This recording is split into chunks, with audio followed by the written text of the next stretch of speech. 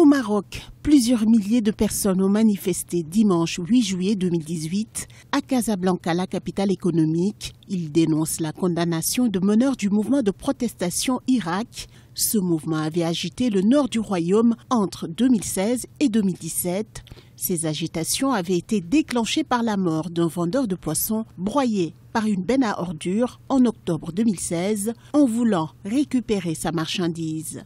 Le 26 juin 2018, le verdict tombe. La justice marocaine a condamné 53 activistes qui représentent le noyau dur du mouvement à des peines comprises entre 1 et 20 ans de prison. Les manifestants appellent à leur libération. Les manifestants sont sortis manifester leur colère parce qu'il y a une société civile au Maroc qui s'est développée. Il y a des associations autour des principes universels des droits de l'homme et objectivement, on ne peut que reconnaître effectivement que ces condamnations-là sont extrêmement sévères. Et puis à côté, on sait que le Marzen, le pouvoir central au Maroc, a l'intention à travers ces condamnations-là de marquer le coup et de dissuader probablement les futurs révoltés ou leaders de potentielles révoltes de réfléchir à deux fois avant de se lancer. Nasser Zefsafi écope à lui seul la plus lourde peine, 20 ans de prison pour atteinte à la sécurité de l'État. Ce mouvement, dont il est le leader, réclamait davantage de développement économique et social dans la région du Rif,